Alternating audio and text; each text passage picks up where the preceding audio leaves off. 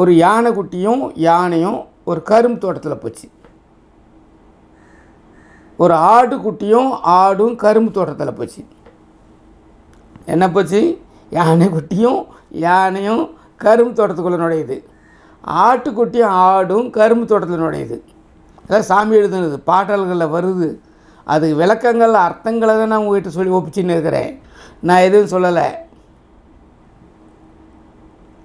இப்போது யானைக்கு என்ன சுவை தெரியும், ஆட்டுக்கு என்ன சுவை தெரியும்? கவனித்து பாருங்களேன். யானை போச்சு, ஆடும் போச்சு. யானை குட்டியும் போச்சு, ஆட்டுக்குட்டியும் போச்சு. ஆடு என்ன பண்ணுச்சு? இப்படி எக்கி இலை தழை தின்னுச்சு. ஆட்டுக்குட்டியும் இலை தழை தின்னுச்சு. ஆட்டுக்குட்டிக்கு அவங்க அம்மா கற்றுக் கொடுத்தது அதுதான். யானை குட்டியும் போச்சு, கரும்பு இப்படி உடைச்சிது, சாப்பிட்டது. யானை குட்டி என்ன பண்ணுச்சு? கரும்பை உடைச்சி சாப்பிட்டது. சுவையறிந்த யானை கரும்பை சாப்பிடும். சுவை தெரியாத யானை ஆடு இலை தழையை சாப்பிடும். இப்போது அந்த சுவை என்னதுன்னு தெரியாததுனால தான் அந்த ஆடுக்குட்டி அந்த கரும்பு சாப்பிட்றதுக்கு தாடையும் இல்லை, அந்த இதுவும் வரல, அந்த வாய்ப்பு வரல. அதே போல் இந்த ஞான சுவைகளை யார் ஒருத்தர் அவங்க வீட்டில் இந்த பாரம்பரியத்துலேருந்தே கொண்டு வராங்களோ அவங்கெல்லாம் என்ன பண்ணுவாங்க? ஞானத்தையே எடுத்துன்னு போய் நிற்பாங்க. எவ்வளோ பெரிய ஞானிகிட்ட வந்தாலும், எவ்வளோ பெரிய சமாதியில் மகான்கிட்ட வந்தாலும், அருளர்கிட்ட வந்தாலும் அவங்ககிட்ட கேட்க தெரியாது, அவங்ககிட்ட வாங்கிக்க தெரியாது, அவங்க என்ன சொன்னாங்களோ செய்ய வராது. அதனால் சுவை அறியாத ஆடாக தான் நம்ம வாழ்ந்துன்னு இருக்குமே தவிர சுவை அறிந்த யானையாக நம்மளால் வாழ முடியல. அதனால் இப்போ நான் ஷண்முக காயத்ரி சொல்லியிருக்கிறேன். இந்த ஷண்முக காயத்ரி சொல்லி நீங்கள் இந்த மந்திரங்களை எழுதி பழகினீங்கன்னா, ஓம் தத்புருஷாய் வித்மகே மகாசேனாய தீமகி தன்ன ஷண்முக பிரசோதயாத் அப்படிங்கிற ஒரு மந்திரங்களை சொல்லி அதோடு அந்த சரவணபவ மந்திரங்களை உங்களுக்கு தேவையான சொல்லி வந்தீங்கன்னா கண்டிப்பாக உங்களுக்கு அதுவே சித்திக்கும். எழுதுனா இன்னும் நல்ல பதியும். இன்னொன்று ஒன்று கொடுக்குறாரு. இதில் ஒரு நிறைய நானோ ஜியோ இதில் நுழைஞ்சது என்னென்னா, ஆன்மீகங்களை ஜனங்களுக்கு கொண்டு போகணும் அப்படிங்கிற நோக்கத்தில் ஆரம்பித்தது. இது பார்த்திங்கனாக்கா நிறைய பேருக்கு தேவைகள் வேறவாகவே இருந்துருக்குது. அந்த தேவைகள் வேறவா இருக்குதே, இதுக்கு என்ன சாமி என்ன பதில் சொல்கிறார் அப்படின்னு பார்க்கும்பொழுது சாமியே வியாசத்தில் ஒரு பதில் கொடுத்துட்றார். 5 வித வேள்விகள் செய்ய வேண்டும்ன்றார். என்னதுங்க? 5 வித வேள்விகள். என்னது வேள்வி? ஓமம் இதெல்லாம் நம்மலாம் தொடர்பே இல்லாத விஷயம்ப்பா. இதெல்லாம் யாரோ 4 பேர் ஐயரில் வச்சுன்னு ஏதோ சுவாகாவை நமகான்னு சொல்லின்னு இருப்பாங்கப்பா அப்படின்னுங்க. பாமன் சாமி அந்த மாதிரி இதெல்லாம் கொடுக்க மாட்டார். அவர் சித்தாந்தவாதி.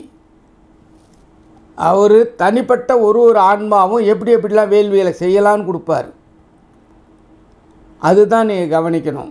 இது செலவு இல்லாத வேள்வி, ஆனால் செலவோடு இருக்க வேள்வி தான். இது பிரயோஜனமான செலவாக இருக்கும். உங்கள் மனதை சரி பண்ணுற வேள்விகள் பூத வேள்வி, மனித வேள்வி, பிதுர் வேள்வி, தேவ வேள்வி, பிரம்ம வேள்வி இப்படின்னு 5 விதம் கொடுப்பார். வேள்விகள் 5 அப்படின்னு கொடுப்பார். இது எப்பாவது எங்காவது கேள்விப்பட்டீங்களா? கவனித்து பாருங்கள். சாமியில் தான் வரும். 1 பூத வேள்வி, 2 மனித வேள்வி, 3 பிதுர் வேள்வி, 4 தேவ வேள்வி, 5 பிரம்ம வேள்வி. இதெல்லாம் சாமி எப்படி கண்டுபிடிச்சி எதை படித்து எழுதினார் அப்படின்னு புரியாது. அவ்வளோ வேதங்களை படிச்சுட்டு நமக்காக எழுதி கொடுத்துட்டு போயிட்டார் ரொம்ப சிம்பிளாக. சரி, என்னது அது பூத வேள்வி அப்படின்னா, இப்போ நம்ம எப்போ ஏற்கனவே நம்ம சஸ்திரமந்தை சொல்லிக்க பாருங்கள். 5 பூதங்கள், பஞ்சபூதம், மண் பூதம், நீர் பூதம், நெருப்பு பூதம், காற்று பூதம், ஆகாய பூதம். இந்த 5 பூதங்களுக்கும் நம்ம உடம்புல இருக்குது. இந்த பூதங்களுக்கு நீ வேள்வி செய்யணும். என்ன பண்ண வேறு ஒன்றும் இல்லை, வாயில்லா ஜீவன்களுக்கு உணவு கொடுக்கணும். இதுதான் பூத வேள்வி. இன்றைக்கி எவ்வளோ மாடுகள் தெருவில் வருது, யாரும் தண்ணி கொடுக்கறதுக்கு ஆள் இல்லை. அப்போல்லாம் கிராமங்களில் தண்ணி தொட்டி வைப்பாங்க. இப்போ மாட்டுக்கு கூட தண்ணி கொடுக்க முடியல. பறவைகள் வருது, தண்ணி குடிக்க முடியல. விலங்குகள் எத்தனையோ பிராணிகள் வருது, அதெல்லாம் தண்ணி உணவு கொடுக்க முடியல. ஆனால் இதுக்கு நீங்கள் உணவு கொடுத்தீங்கன்னால் இந்த பிராணிகளுக்கு வாயிலா ஜீவன்கள் நம்மளை தவிர, நம்ம தான் 6 அறிவு, நம்மளை தவிர கீழே இருக்க 5 அறிவு பிராணிகள் வரைக்கும், கால்நடை, பறவைகள், இவங்களுக்கெல்லாம் நம்ம உணவு கொடுத்தோம்னா இந்த விபத்துகள் மரணங்கள் வராது அந்த வீட்டில். அந்த வீட்டில் அழுகுரல்கள் இருக்காது. பூத வேள்வி, பஞ்சபூதங்களால் வரக்கூடிய நெருப்பு, காற்று, நீர், ஆகாயம், மண், இதில் வரக்கூடிய பாதிப்புகளை தவிர்க்கலாம். அப்படின்னா இது எப்பேற்பட்ட ஹோமம் பார்த்துங்க. ஒன்றும் கிடையாது. உயிர்களுக்கு ஏதோ எத்தனையோ கோயில்களில் பறவைகள் இருக்குது, எத்தனையோ கோயிலில் எத்தனையோ மாடு, பசு மாடுகள் இருக்குது. நம்ம ஏதாவது வெறும் அகத்திக்கீரையே கொடுத்துன்னு கிடக்கிறோம், அது மாலை மாதமே கொடுத்துருங்க. அதை விட்டுடுங்க. சாதாரணமாக ஒரு மாட்டு தீவனம் வாங்கி கொடுக்கலாம். ஒரு 500 ரூபா நம்மளால் ஒதுக்க முடியும், ஒரு 100 ரூபா ஒதுக்க முடியும். ஒரு கோதுமை தவிடு வாங்கி கொடுத்துட்டு போகலாம். ஒரு கோயிலில் ஏதோ ஒரு மாடு சாப்பிடும். அப்படியே நீங்கள் ஒரு தரம் சாப்பிட்டுருந்தா உங்கள் வீட்டு வாசல் திரும்பி அது வந்துன்னே இருக்கும். நீ எத்தனை மாடியில் 27 மாடியில் இருந்தாலும் உங்கள் மாடி ஜன்னலில் அந்த காக்கா வந்து நிற்கும். கரெக்டாக சாப்பாடு கொடுத்து பழகிட்டீங்கன்னாக்கா. அந்த மாதிரி ஒரு ரகசியங்கள் அந்த பிராணி நம்மளாம் அட்ரஸ் சொன்னால் கூட கண்டுபிடிக்க தெரியாது. ஆனால் அந்த பிராணிகள் கரெக்டாக கண்டுபிடிச்சி வந்து சாப்பிட்டு போகும். இது எப்பேற்பட்ட ஒரு ரகசியம் பாருங்கள். பூத வேள்வி இதுக்கு பேர். வாயில்லா ஜீவன்களுக்கு உணவு கொடுக்கறது தான், வேறு ஒன்றும் கிடையாது. இது ஒரு வேள்வி, ஹோமம். இது சுவாமி எழுதுகிறார், பூத வேள்வின்றார். சரி, அடுத்தது மனித வேள்வி. அது என்னது மனித வேள்வி? அதிதிகளுக்கு உணவு கொடுத்தல்.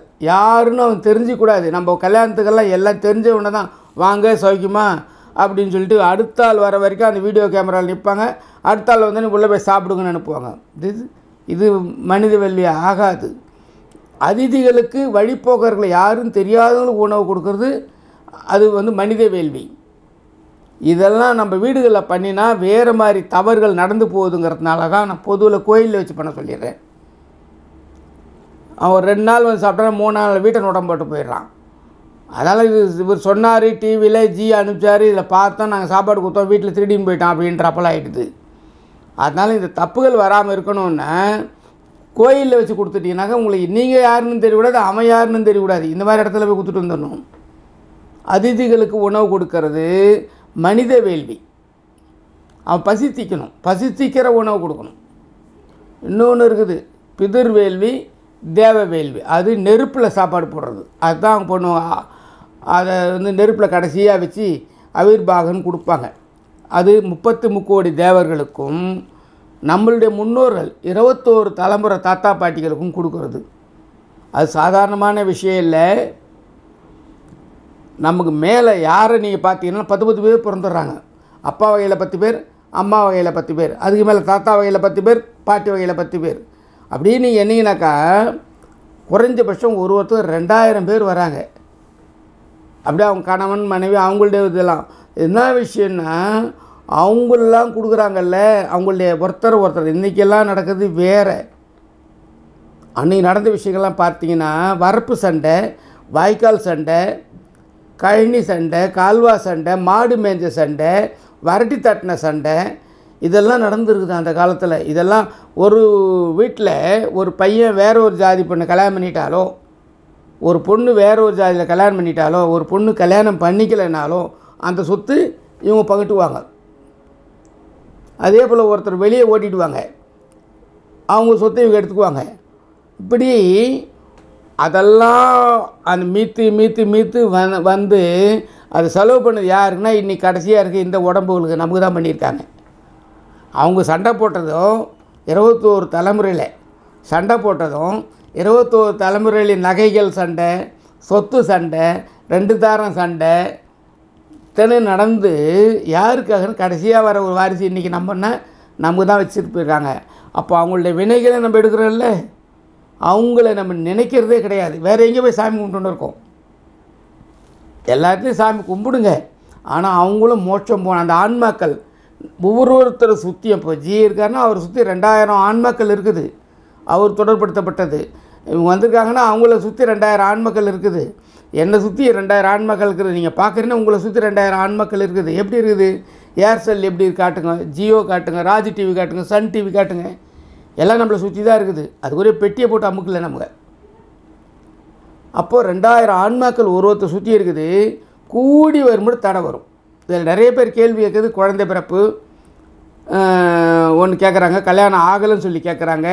இவங்களுக்கெல்லாம் அந்த பிதுர் வேள்விகள் சரியாக இல்லை, விடுபட்டுருக்குது. அது ஐயரை வச்சு முறையாக பண்ணுறது ஒரு வகை இருக்குது.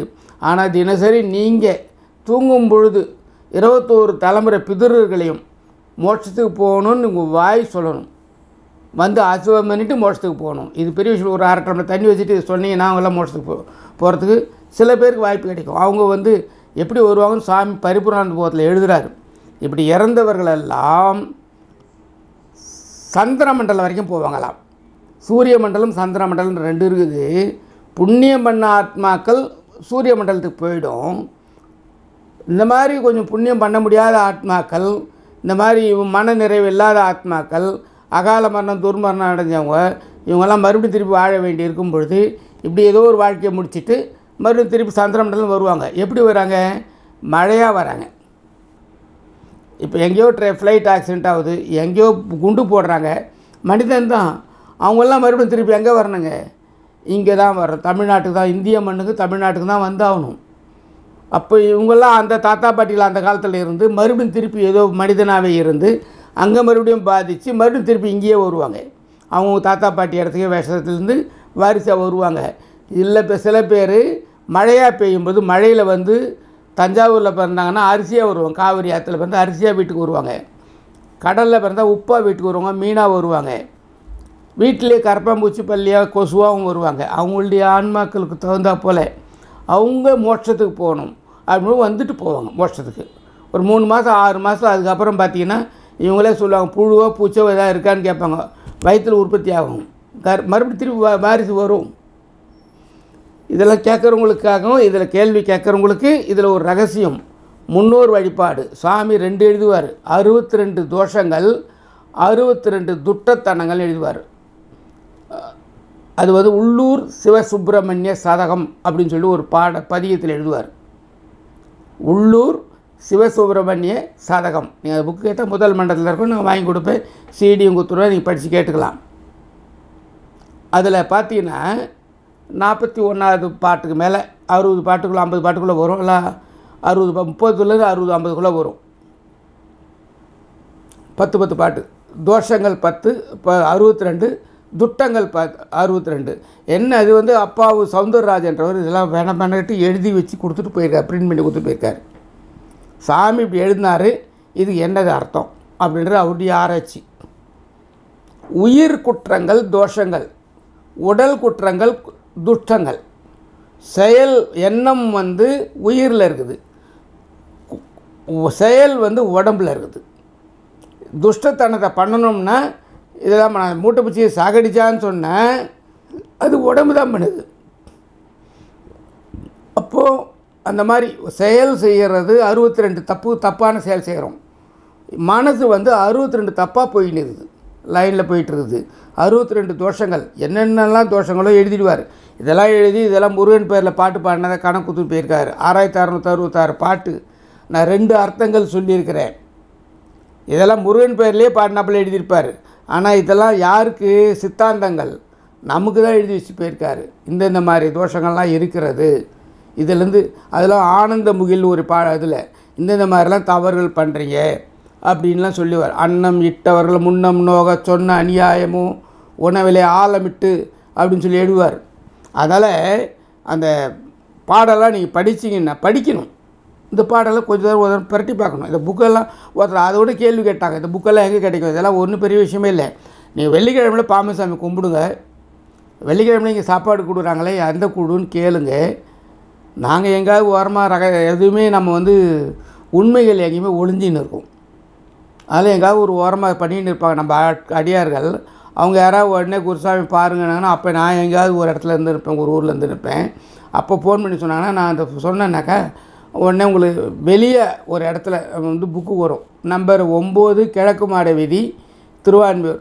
ஆனால் அவர் வந்து கரெக்டாக இருந்து கொடுக்கணும், அவர் ஃபோன் பண்ணணும், நீங்கள் கேட்கணும். சிவசங்கரன் பேர் அவர்கிட்ட. இப்போ இன்றைக்கி புக்குங்க இருக்குது, அங்கே வாங்கினீங்கன்னா அடக்க விலைக்கு கிடைக்கும். எங்ககிட்டும் கோவிந்தன்றவர்கிட்ட நான் கொடுத்துன்னு இருக்கோம், குறைஞ்ச விலையில் ப்ரெஸ் ரேட்டே கொடுத்துருப்போம். புக்கை வாங்கி படிக்கணும். என்னென்னா ஒருத்தர் மட்டும் ஒரு புக்கு வாங்கி போட்டு வராதிங்க. ஒரு 20 புக்கு வாங்குங்க, ஒரு 10 புக்கு வாங்குங்க, 10 பேருக்கு கொடுங்க.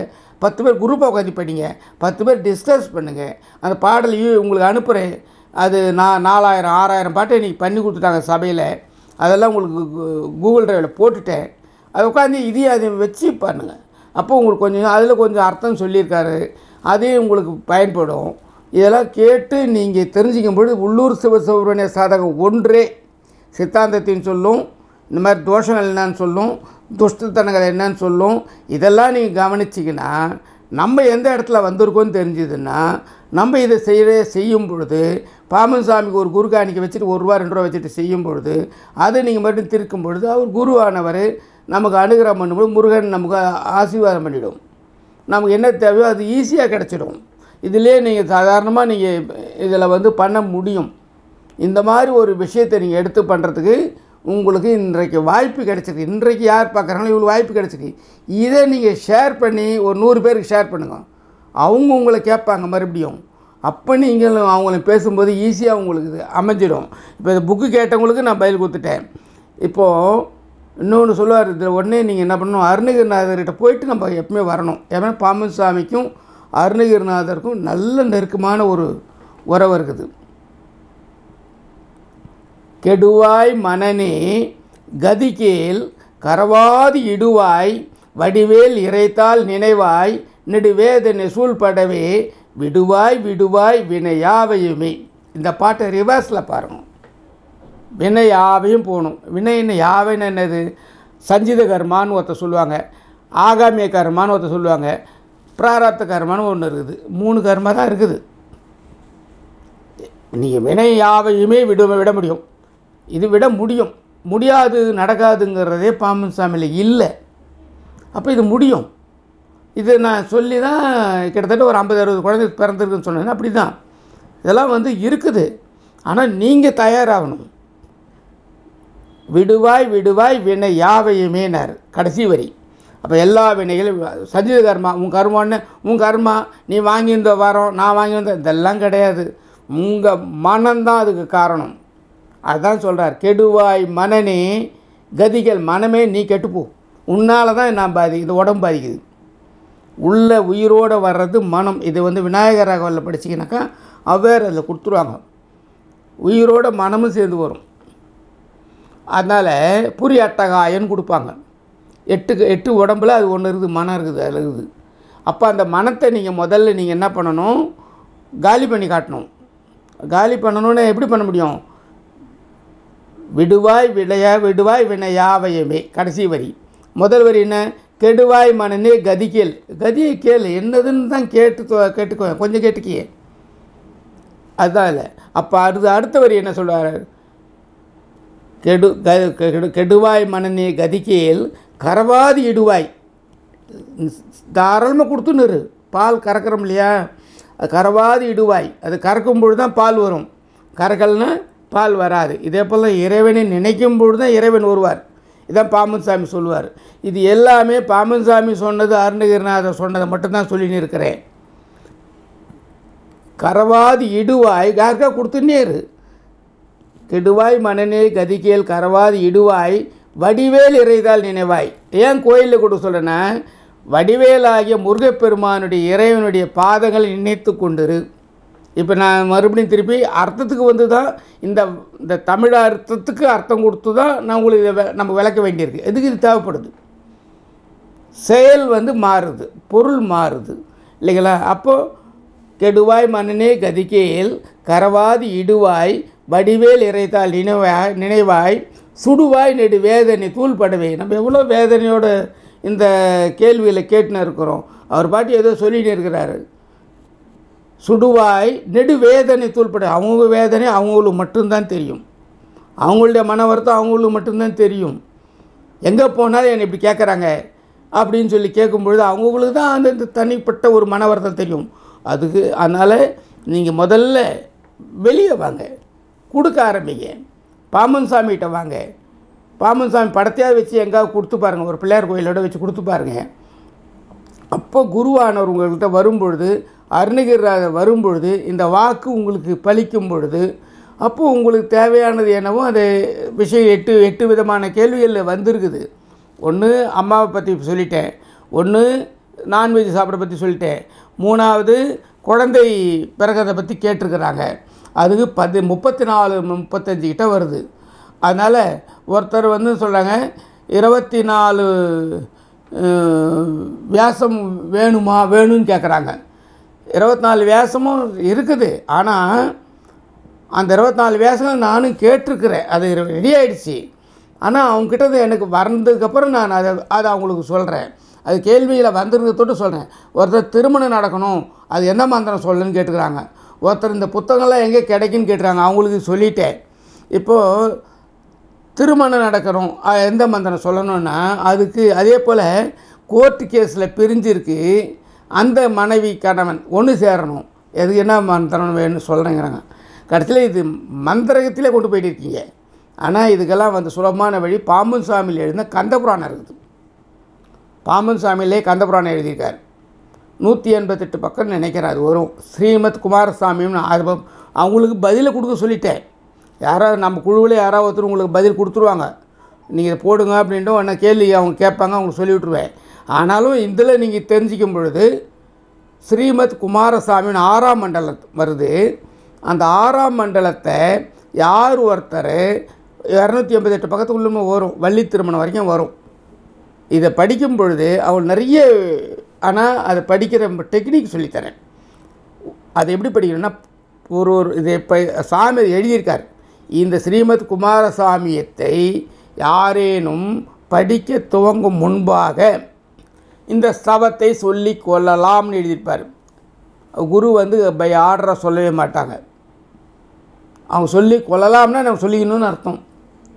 அப்போது குமாரஸ்தவத்தை சொல்லிவிட்டு அந்த 10 பாட்டை பதிகத்தை படிக்கணும். மறுபடியும் குமாரஸ்தவம் சொல்லிவிட்டு மறுபடியும் 10 பாட்டு படிக்கணும். இதை நான் இன்னும் கொஞ்சம் உயர்த்தி பண்ணுவேன். ஒரு திருப்புகழை சொல்லிவிட்டு ஒரு குமாரசம் சொல்லிவிட்டு ஒரு 10 பாட்டை படிக்கணுவேன். ஏன்னா திருப்புகழ் படித்தா அருணகிரிநாதர் வந்துடுவார். இப்போ ஒரு திருப்புகழ் கொடுக்குறேன்னா திருப்புகழ் அருணகிரிநாதர் எடுத்தோம்னா பாம்பன் சாமி வந்துடுவார். இப்போ நான் பேசலை, பாம்பன் சாமி பேசினே இருப்பார் உங்கள்கிட்ட. அப்போது உங்களுக்கு என்ன தேவையோ அது அவங்க வீட்டுக்கு போய் சேர்ந்துடும். அந்த அலைகள் என்ன விஷயம், நான் இன்றைக்கி நடந்த விஷயங்கள் என்னென்னா, சினிமாக்கள் இருக்கு இல்லைங்களா, அது வந்து ஸ்டுடியோக்களாக எடுத்துன்னு இருந்தான். ஸ்டுடியோ ஃபுல்லாக என்னாச்சு, அடிக்கிறது சண்டை போடுறது இது மாதிரி ஷூட்டிங்காக தான் எடுத்துருந்தான். அடிக்கிறது சண்டை போடுறது கார் ரேஸ் இது அது என்னென்னோ பண்ணியிருந்தான். கட்சியில் அதெல்லாம் வந்து மூடிட்டாங்க, காம்ப்ளெக்ஸ் ஆகிடுச்சு. சினிமா தேட்டரில் ஓடி இருந்தது அதெல்லாம் என்னாச்சு, காம்ப்ளெக்ஸ் ஆகிடுச்சு. இப்போ வீடுகளில் ஓடின்னு இருக்குது. ஆனால் முன்னாடி வந்து காவியங்கள் எடுத்திருந்தாங்க. அடுத்த தலைமுறையில் காதல் காவியங்கள் மாதிரி வேறு மாதிரி எடுத்துகிட்டு இருந்தாங்க. ஆனால் இப்போ எடுக்கிறது படங்கள் எல்லாமே ஒரு அலைகளை மாற்றுறாங்க. இந்த அலைகள் தான் ஃபுல்லாக காற்றில் மிதக்கும் பிரபஞ்சத்தில். இந்த அலைகள் வீட்டுக்குள்ளே வரும், வீட்டுக்குள்ளே வெளியே போகிறதுக்கு வழி இல்லை. ஜன்னக்கதவுள் தந்து வச்சு காற்று ஓட்டம் நிறைய இருந்து வீட்டில் இருந்தால் அது வந்து வெளியே போகும். சாம்பிராணி பக்கம் போடணும், மஞ்சள் தண்ணி தெளிக்கணும், கோமியம் தெளிக்கணும், இதெல்லாம் நமக்கு தெரியல. இதெல்லாம் நம்ம இனிமேல் பண்ணும் பொழுது அந்த வீட்டில் நல்ல அலைகள் வந்ததுன்னா அந்த வீட்டில் நல்லாவே நடக்கும், சுபிட்சமே நடக்கும். அதில் நீங்கள் அதெல்லாம் கொஞ்சம் நீங்கள் மஞ்சள் தண்ணி தெளித்து கோமியம் தெளித்து அந்த மாதிரிலாம் பண்ணணும். இப்போது இந்த 34 கிட்டத்தட்ட இல்லை 40 கிட்ட இருக்குது குழந்தை பிறக்கிறதுல. அதில் ஒரு 10 சொல்லப்படி தான் பார்க்குறேன்.